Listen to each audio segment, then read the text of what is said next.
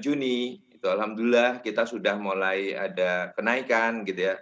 Pada bulan Juni itu kita mengalami kenaikan dari 21.000 naik menjadi 167.992 unit, itu bulan Juni. Udah mulai recovery, itu, lebih dari 600% kenaikannya, month to month gitu ya. Oke. Alhamdulillah pada bulan Juni itu pada bulan Juli, kita masih naik lagi ke angka, 292.205. Nah, itu cukup signifikan juga 73% month to month-nya naik lagi. Nah, pada bulan Agustus kita masih naik gitu ya ke angka 317.107 unit. Artinya sekitar masih naik 8%.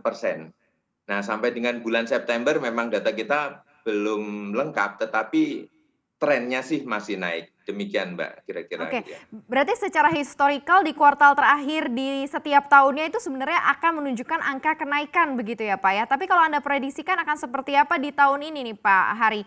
Mengingat kita Oh, punya iya. data BPS deflasi selama 3 bulan berturut-turut. Ini seperti apa Pak Hari Anda melihatnya?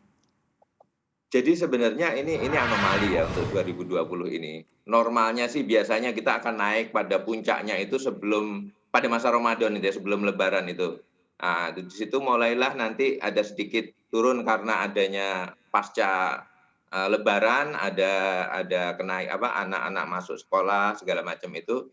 Biasanya di akhir tahun itu kita akan, sedikit melandai gitu ya. Sedikit melandai, tetapi memang ini anomali karena kita memang, terimbas dari Covid, bulan Mei itu PSBB itu turun banget gitu ya. Tetapi alhamdulillah sekarang ini kita udah mulai, recovery. Kalau melihat angka deflasi itu kan hanya sebuah meteran dari unjuk kinerja semua bidang gitu ya. Nah, alhamdulillah di kita di, otomotif ini memang ada kenaikan. Mhm. Kenaikannya tadi, sejak bulan Mei itu kenaikan month to month-nya itu lumayan tinggi ya, karena 600% lebih. Bulan Juli itu sekitar 70-an persen gitu ya, bulan Agustus gitu naik ke 8%, tapi September kita perkirakan masih ada naik sekitar 20%.